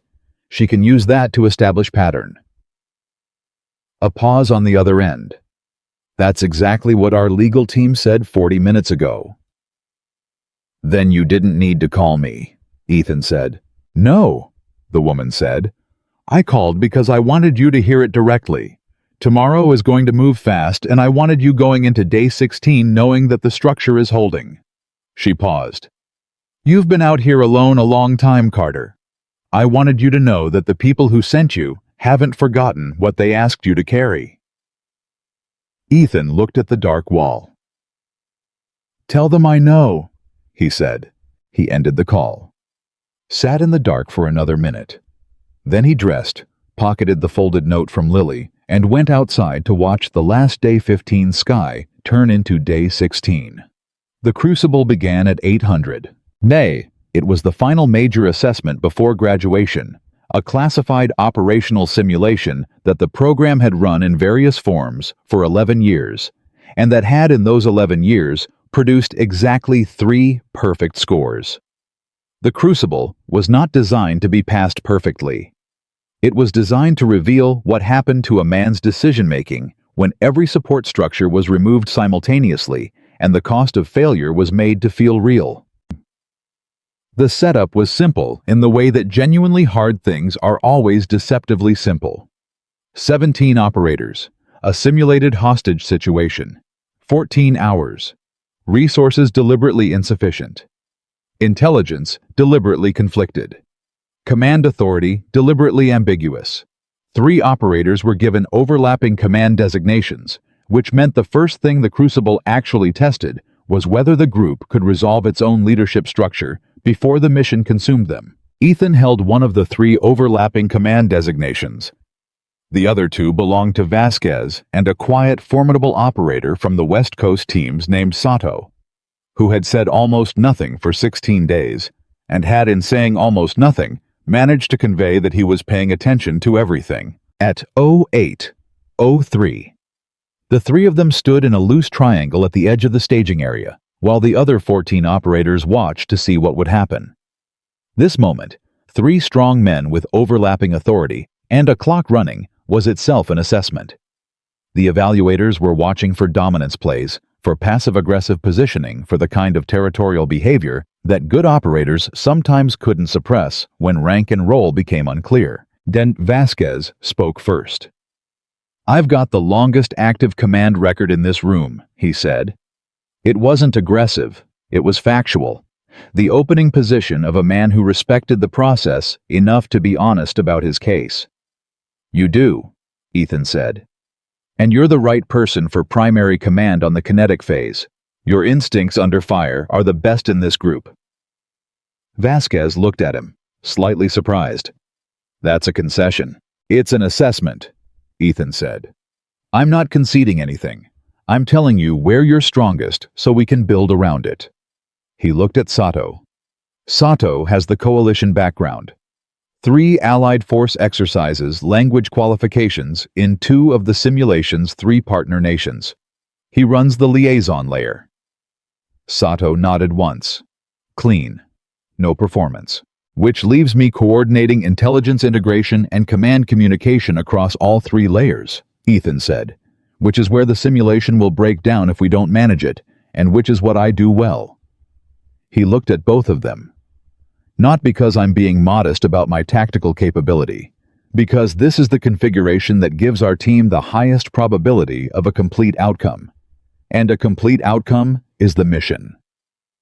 Vasquez and Sato looked at each other. Agreed, Vasquez said. Agreed, Sato said. The 3 of them turned to the waiting group of 14 operators, and the crucible began. Baya. What happened over the next 14 hours was the kind of thing that gets talked about in program history. Not because everything went perfectly, it didn't, but because of how the failures were managed. At hour 4, a critical intelligence feed was deliberately corrupted by the evaluators producing false target data that, if acted on, would have sent the primary assault element into an empty building, while the actual hostage position was compromised. Ethan caught it 11 minutes before the assault was scheduled to launch. Not from the intelligence feed itself, but from a discrepancy in the corroborating timeline that was 17 minutes off, in a way that the corrupted feed didn't account for. He called a hard stop on the assault with 11 minutes on the clock. Vasquez pushed back immediately. "We are 11 minutes out," Vasquez said, and his voice carried the controlled urgency of a man whose assault element is staged and ready, and for whom standing down feels physically wrong. "Carter, if we abort now, we lose the primary window." "The window is built on compromised data," Ethan said. "The timeline discrepancy puts the intelligence 17 minutes ahead of actual event sequence, which means our target hasn't reached the position yet." "You're sure? Look at the corroborating logs," Ethan said. "Right now, the personnel movement record from the liaison feed doesn't match the primary timeline. They're 17 minutes apart. Someone fed us bad timing." Vasquez grabbed the logs. He read fast, the kind of fast reading that combat commanders develop when time is a physical pressure. His eyes stopped at the discrepancy. He looked up. "Hard stop," he said. "Everyone hold." The assault element stood down with 9 minutes on the clock. 17 minutes later, the simulation's target package updated. The actual target position confirmed. The assault went in on the corrected timeline. Every hostage was recovered. The mission recorded complete. In the observation room, 3 evaluators and the program director watched the outcome board, and nobody said anything for about 15 seconds. Then the program director said, "Run the post-assessment, full record. I want everything documented." One of the evaluators said quietly, "That's the first time anyone's caught a corrupted intelligence feed in 11 years of this simulation." The program director looked at the board. "I know," he said. Hargrove was not in the observation room for the Crucible. He had spent day 16 in a different kind of room. The JAG administrative office, across a table from Commander Patricia Holloway, who listened to his complaint with the careful attention of someone who is doing 2 things, simultaneously processing what she is being told and comparing it against something she already knows. The meeting lasted 2 hours and 14 minutes. Hargrove presented his allegation: methodically unauthorized intelligence operation, compromised training, environment, performance data, inconsistent with any verifiable record. He was organized and articulate, and his 40 years of service sat in the room with him like a third party. Holloway let him finish. Then she asked one question. "Admiral, are you familiar with the administrative designation given to personnel involved in long-term classified counterintelligence assignments where the operative's identity must remain sealed for the duration of the operation?" Hargrove looked at her. "That's not relevant to this complaint." "Please answer the question, Admiral." A pause. "Yes, I'm familiar with it. I'm..." And are you aware that personnel operating under that designation have their performance records sealed, not because they lack a record, but because the content of that record would compromise an ongoing operation if accessed? Hargrove was very still. I'm aware of the general framework. Then you understand. Holloway said that the absence of a verifiable record is not evidence of fabrication. It is, in certain cases, evidence of the opposite. She closed the folder in front of her. Admiral, I've reviewed the complaint and the supporting documentation. I am not going to authorize a temporary administrative hold. The performance data you've cited does not constitute grounds under Article 32, and the pattern of evolution modifications documented in the program record over the past 16 days presents a concern that I am going to flag for my own review. She paused. A concern regarding conduct, Admiral. Your conduct. Hargrove stared at her. Something moved through his face that passed too quickly to name. You're serious. I'm always serious, Holloway said. Graduation proceeds as scheduled. I'd encourage you to be present. At 19:30 that evening, the program held its traditional pre-graduation informal gathering. Not a ceremony, just the class together in the common room with food and the specific looseness of men who have finished something hard and have one day left before the world outside comes back in. Ethan sat with Danny and Marcus and Vasquez and Sato and several others, and the conversation moved the way it always moves, in rooms like that, loud and competitive and affectionate, full of the retelling of moments that had already become legend in the telling, the way shared difficulty always becomes shared mythology once the difficulty is past. Marcus was describing with significant embellishment the moment Ethan called the hard stop on the Crucible assault. 9 minutes on the clock, Marcus said. Vasquez is ready to go, the element is staged, and Carter just quietly, no drama. Exactly 0 drama, says hard stop. Just like that. Like he's asking someone to pass the salt. I had 11 minutes, Ethan said. Not 9. 11 is less dramatic, Marcus said. I'm telling the story. Laughter around this table. Real laughter, the kind that doesn't perform itself. Danny leaned over to Ethan. You doing okay? Ethan looked at him. Yeah. Tomorrow's the day. Tomorrow's the day, Ethan confirmed. Whatever happens in that auditorium, Danny said, you know we're all there. Every man in this room. Whatever gets said, whatever gets revealed, we were here for all of it. We saw all of it. And we'll say so to anyone who asks. Ethan looked around the table. At Vasquez, who had trusted his read on corrupted intelligence with 9 minutes on a clock. At Sato, who had taken a coordination role without ego and executed it without error. At Reyes, who had noticed the subtle repositioning on day 14 and said nothing except thank you with his eyes. At Marcus and Danny, who had started this program laughing at a lunchbox and had somewhere along the way become something closer to brothers than either of them would say out loud yet. I know, Ethan said. That's... He stopped, looked at the table for a moment, looked back up. That matters more than I'm going to be able to say correctly. You don't have to say it correctly, Danny said. We're operators. We don't require correct. More laughter. Ethan smiled. The real smile, the one that arrived rarely and stayed briefly and looked nothing like the practiced social expression some men wore as armor. The actual one. At 2100, he excused himself, made his call. Lily answered on this first ring, which meant she'd been waiting, which meant his mother had let her stay up late, which meant his mother was going to hear about this in the best possible way. Daddy, Lily said, and she said it the way she always said it, like the word contained everything good about the world compressed into 2 syllables. Tomorrow's your graduation. Tomorrow's graduation, he said. Are you nervous? Chum.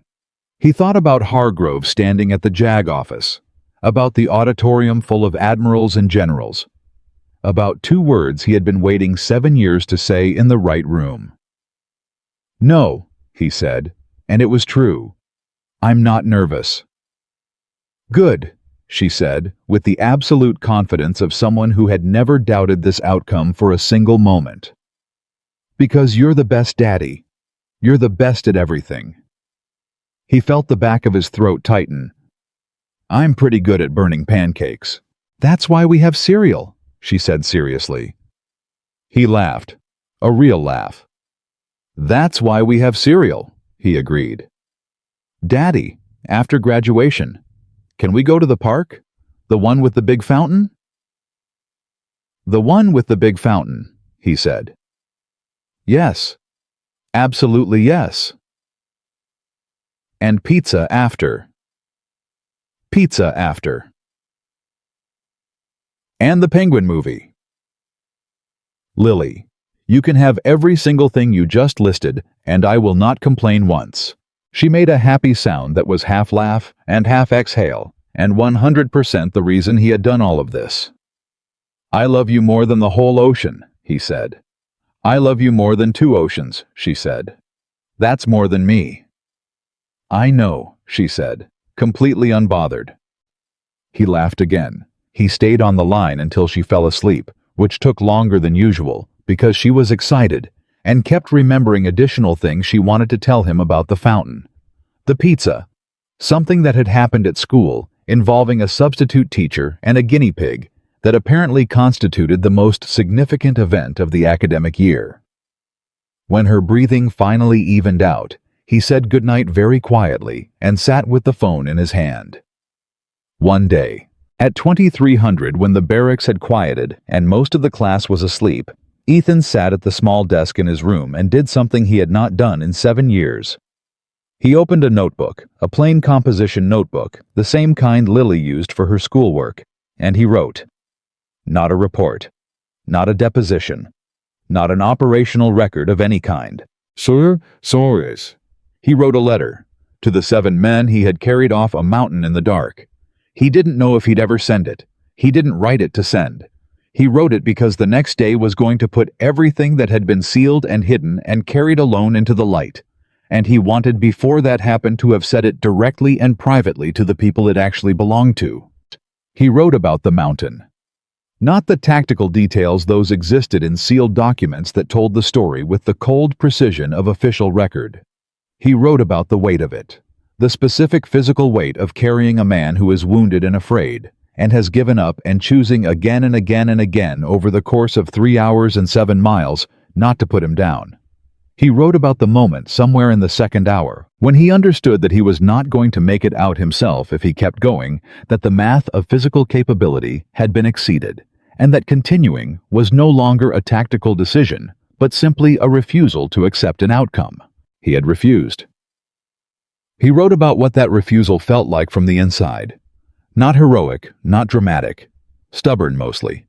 The specific jaw-locked stubbornness of a man who had promised not to a commanding officer, not to a flag, not to an abstract concept of duty, but to the men beside him in the way that men make promises in dark places that they keep, because the alternative is something they cannot look at, that he would get them home.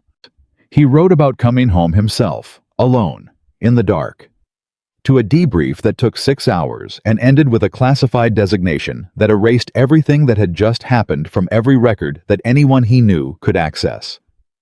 He wrote about the specific quality of that silence, of sitting in a government building at 3 in the morning and being told that what he had done had officially not occurred. He wrote about the months after, the years, the decision to accept the assignment that kept him invisible, not because he wanted to be invisible, but because the investigation needed a witness who could move inside the system without being seen, and he was the only person whose existing sealed status made that possible. He wrote about the day he found out his daughter was coming, about how that had changed the shape of everything without changing the shape of the mission, about learning to hold both things, the weight of the assignment and the weight of being her father, without letting either one crush the other. He wrote for 40 minutes. Then he closed the notebook and put it in the lunchbox next to the note with the hearts in the corners. He looked at the eagle sticker on the lid for a moment. She said it would protect him. He looked at the sticker for a long time. Then he set the lunchbox on the desk, turned off the light, and lay down. He didn't sleep immediately. He lay in the dark, and he let himself feel the full weight of what tomorrow was, not with dread, but with the specific solemnity of a man who understands that some moments carry more than themselves, that some moments carry everything that came before them.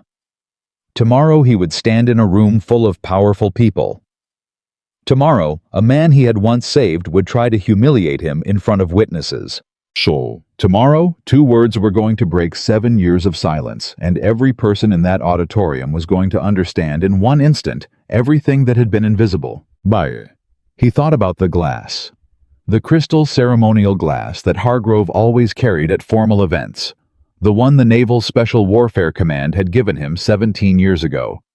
The one he held, the way men hold objects that remind them of their own significance. He thought about what was going to happen to that glass when the 2 words landed. In the dark alone the night before the last day, Ethan Carter allowed himself one thought that was not tactical and not analytical and not mission-focused in any way. He thought, I am ready. Not ready in the sense of prepared. He had been prepared for years.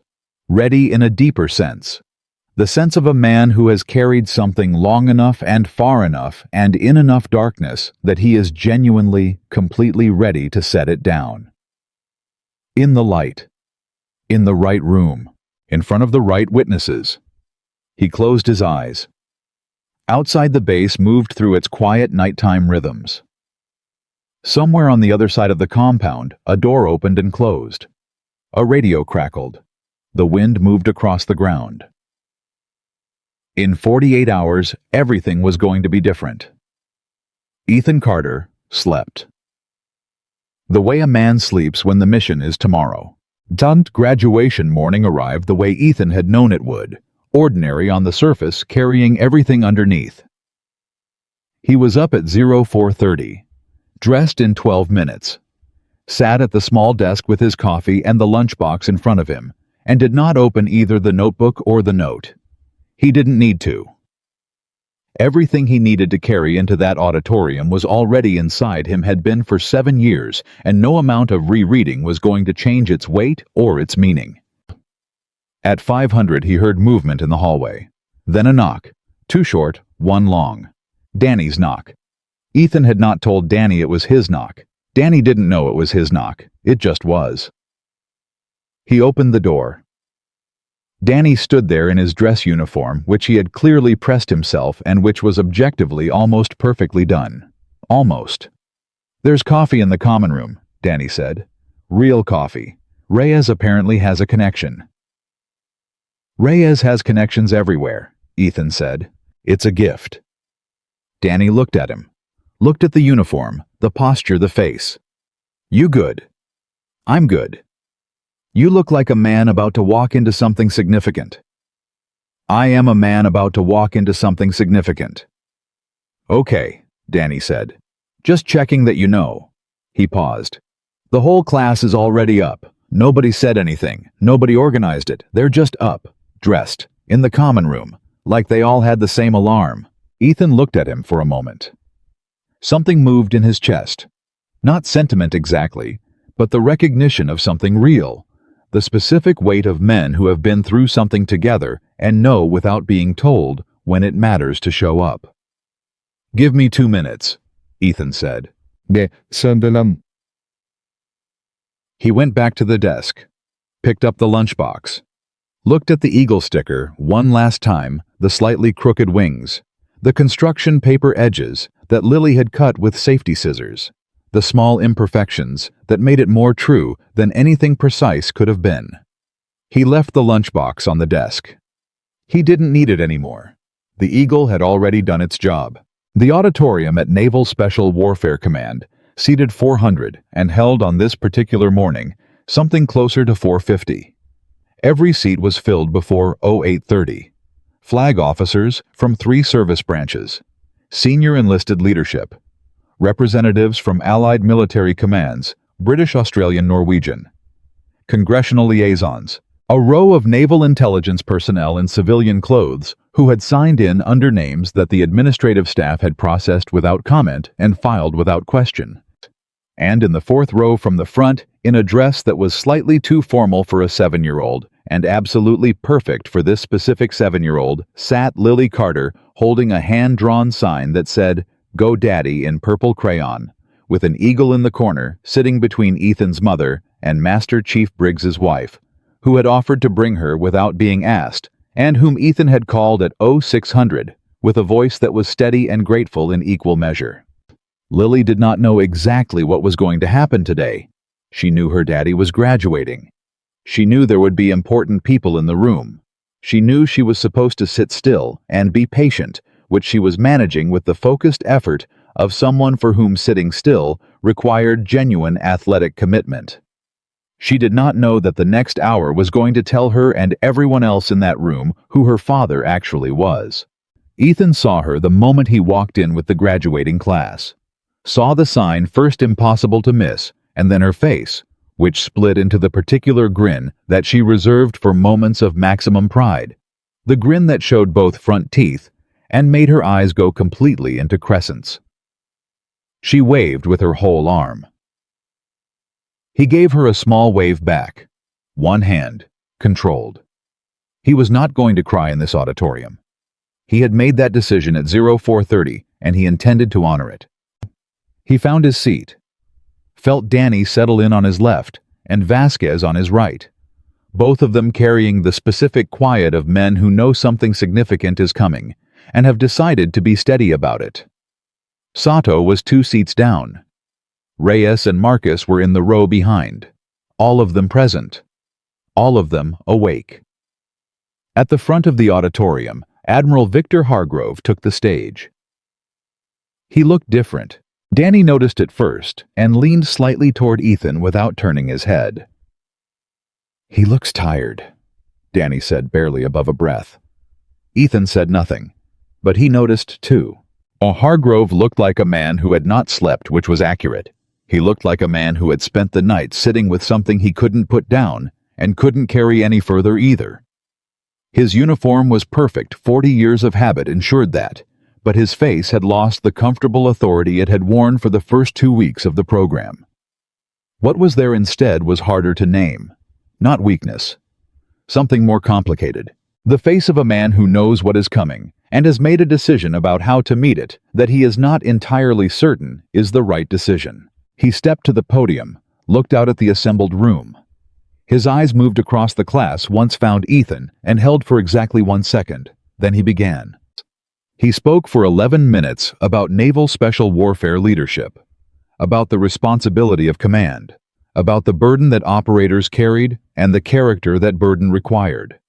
He was articulate and precise, and said several things that were genuinely true and worth saying, and the room listened with the respect that his rank and record commanded. Ethan listened too, completely, without contempt and without anticipation. Whatever Hargrove had done and whatever was about to happen, the man had earned his years in uniform, and the words he was speaking now were not false. Ethan had learned a long time ago that the complexity of a person that a man could be decorated and compromised, capable and corrupt, worthy of respect in one dimension and accountability in another, was not a contradiction to be resolved, but a reality to be held. He held it.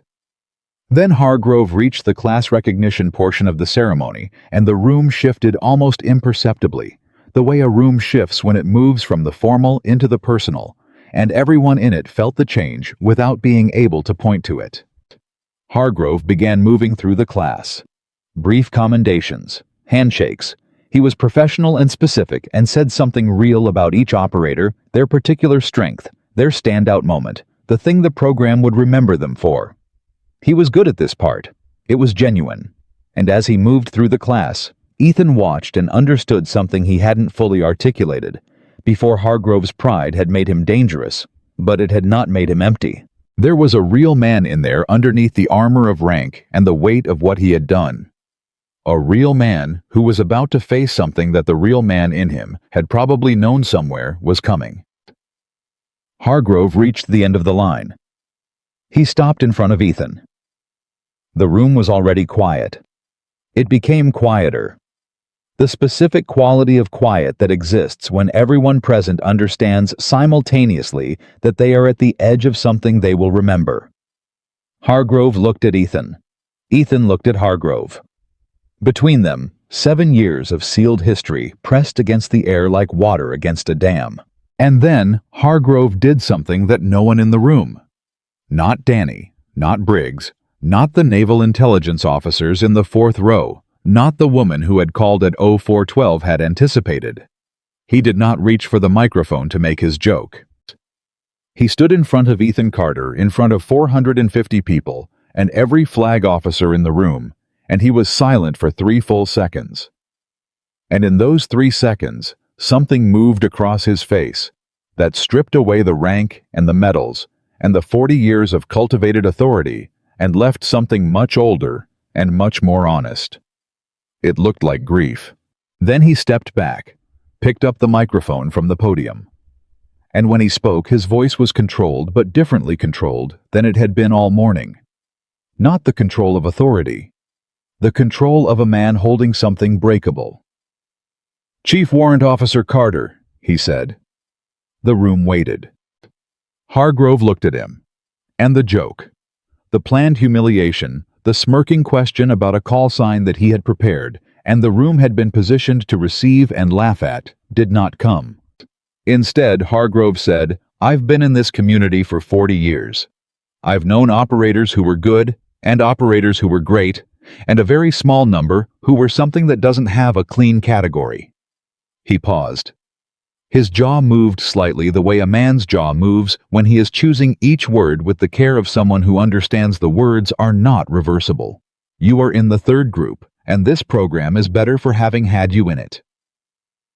Complete silence. Danny had stopped breathing. He was aware of this and could not correct it. Hargrove looked at Ethan for 1 more second. Then he said, and his voice was quieter now, carrying a weight that everyone in the room felt even if they couldn't yet understand its source. "Tell us your call sign, Carter." Not a joke, not a smirk. The audience had been primed by 2 weeks of program gossip to expect the public humiliation that several of Hargrove's staff had apparently described in advance. They were waiting for the laugh line. What they got instead was the question delivered straight. Delivered with the gravity of a man who already knows the answer and is giving the person beside him the chance to say it himself in his own voice in front of the right room. Matt.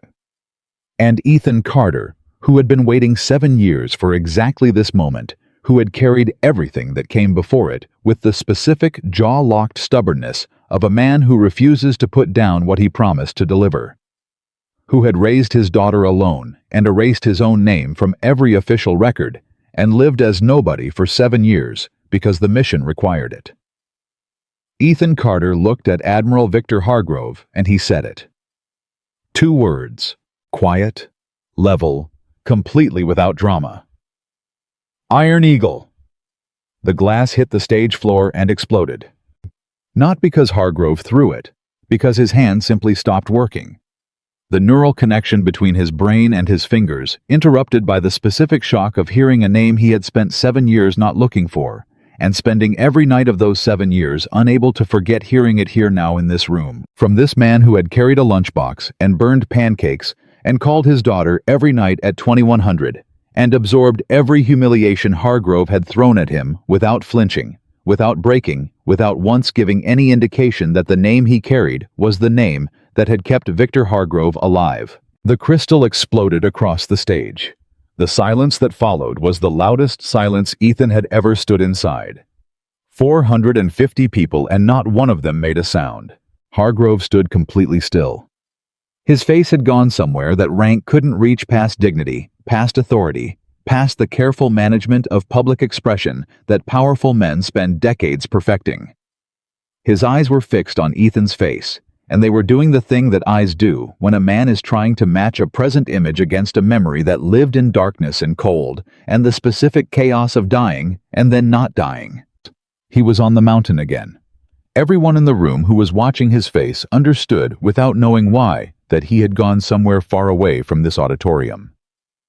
Then the naval intelligence officer, the woman who had called at 0412, who was now standing from her seat in the fourth row, spoke. Her voice was clear and carried without effort through the silent room. "Admiral, with your permission." Hargrove turned to her slowly. He nodded. Once. It took visible effort. She walked to the front of the auditorium. She carried a folder and the specific composure of someone who has been preparing for this moment for a long time and has decided that the way to honor it is precision. She stood at the front of the room and she told them. And she told them about Operation Coldwater, 7 years ago, a mission that had been classified into effective non-existence when it was compromised from the inside, compromised by a security breach that traced to the unauthorized distribution of a mission brief to an insufficiently cleared liaison contact. She told them about the SEAL team that was captured when the mission went sideways, about the decision that was made to classify the rescue as a non-mission, which meant, officially, nobody went in. She told them about the operator who went in anyway, alone, into enemy territory, on foot, without air support, without an extraction plan, without any official authorization, because authorization had been removed along with the mission's official existence. She told them about 7 men he carried out, 3 miles on foot, then 7 miles down a mountain over the course of a night that lasted longer than any night should. She told them about the wounds he sustained doing it, which he did not report until every other man was medically accounted for. She told them about the debrief at 3 a.m. and the classified designation and the 7 years of sealed invisibility that followed. She told them the name he was given for what he did. Iron Eagle. Super. And then she said, "The man who carried those 7 operators off that mountain is standing in this room. He has been standing in this room for 17 days. He did not come here to be recognized. He came here because one of the men he carried, the man responsible for the security breach that compromised the mission, rose to a position of authority that put other operators at risk. And the only way to document that inside the system, in a manner that could not be dismissed or sealed or reclassified, was to stand inside it, visibly, and let the pattern reveal itself." She paused. Chief Warrant Officer Ethan Carter, call sign Iron Eagle, has done that, completely, for 17 days, in front of witnesses. She closed the folder. The room did not erupt. That was the thing that nobody who was there would forget later when they tried to describe it. It did not erupt into noise. It did into something more powerful and harder to produce. It went into a silence that was not empty, but full. Completely full. Packed with the weight of what had just been said and the specific effort of 450 people absorbing it simultaneously. And then, from the 3rd row, a man stood up. Senior Chief Petty Officer Raymond Walsh, 44 years old, a scar that ran from his left ear to his jaw that had been there for 7 years. He had been at Coldwater. He had been one of the 7. He stood, and he came to attention, and he saluted. He said nothing. He didn't need to. From the 5th row, another man stood. Lieutenant Commander James Park, 41. A slight favoring of his left leg that the doctors had told him would resolve, and that had not in 7 years fully resolved. He came to attention. He saluted, one by one, across the auditorium, in the rows that had been quietly filled with men that no one in the program had thought to look at too carefully. Men in various uniforms and civilian clothes who had signed in under various names, and sat through the ceremony with the focused stillness of people who knew exactly what they were waiting for. 7 men total, the 7 from the mountain, all of them standing, all of them at attention, all of them saluting the man they had never seen clearly in the dark on a night that officially had not occurred. Danny Kowalski, sitting 2 seats from Ethan, felt something happen in his chest that he would later describe to the considerable amusement of Marcus Tate as a complete structural failure of his composure. He stood up. He didn't plan to. His body simply stood up the way a body does when it understands something before the mind has finished processing it. He came to attention. He saluted. Marcus stood. Vasquez stood. Sato stood. Reyes stood. Every operator from the graduating class in sequence rising and standing and saluting the man who had carried a lunchbox with a crooked eagle sticker and burned pancakes and called his daughter every night and absorbed 17 days of targeted humiliation without blinking. Then the flag officers stood. Then the Allied representatives. Then everyone. Except one man. Admiral Victor Hargrove stood at the edge of the stage with the shards of his glass around his feet and watched every person in the room rise for the man he had dismissed and obstructed and tried to remove, and he did not move for a long time. His face had gone through several things and arrived at something that was in the end recognizable. It was the face of a man who has understood something too late to change it, but not too late to acknowledge it. He looked at Ethan Carter, who was standing in the middle of a standing room receiving a salute he had never asked for, and had spent 7 years making impossible to give, and he did the one thing he could still do that cost him exactly everything it should have cost him. He came to attention, and he saluted.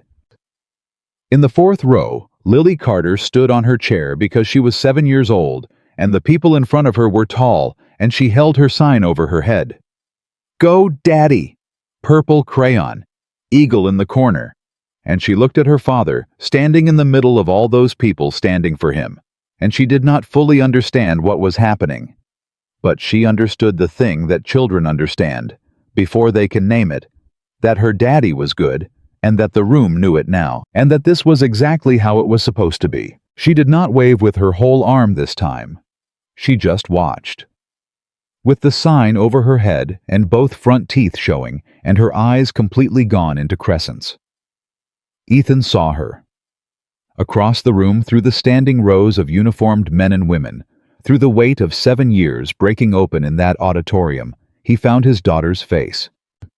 And that was the moment, not the 2 words, not the standing salutes, not Hargrove coming to attention.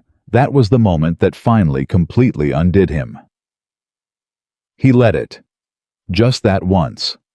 Standing in front of everyone, he let his eyes go bright, and he breathed through it, and he did not look away from her face. He mouthed 2 words. Not Iron Eagle. Hi, baby. She grinned so hard she nearly dropped the sign. The formal proceedings following the revelation moved with the specific efficiency of things that have been carefully prepared in advance. The Naval Intelligence Team presented their documentation to the program director and the senior flag officers in a closed session that lasted 40 minutes. The record of Hargrove's authorization breach, the intelligence distribution violation, the 17 days of documented obstruction, all of it assembled in a package that had been 7 years in the building and was complete in every detail. Hargrove met with the JAG officer Commander Holloway again, who entered the meeting with the same careful attention she had brought to every previous interaction, and who left it 40 minutes later, carrying a set of documents that would initiate a formal review board. He would not be relieved of command in that room. The process required its process. But every person who emerged from that meeting understood that the review board was a formality, and that what had occurred in that auditorium and in the documentation that surrounded it was not something that careers survived. Hargrove walked out to the meeting room alone and walked down the administrative hallway and stopped at the exit door for a moment, his hand on the push bar, not going through it, just standing. And one of the Naval Intelligence staff, who happened to be in the hallway, who would describe this moment later in a report that remained classified for 3 years, said that what Hargrove did in that pause was bow his head. Not perform a bow. Just let his head go forward briefly, under the weight of something private and real. Then he pushed through the door and walked out into the light. Nobody followed him. That seemed right. Briggs found Ethan in the hallway outside the auditorium, standing with Lily on his hip and his mother beside him, and Danny and Marcus flanking them with the casual possessiveness of men who have decided that this family is their concern now and forever. Wapa. Lily was wearing his cover, his uniform cover, which was comically oversized on her, and which she was wearing with the absolute conviction of someone who had earned it, and she was telling Danny at significant length about the Penguin movie which Danny was listening to, with the attentiveness of someone who understood that this was important. Then Briggs stopped in front of Ethan.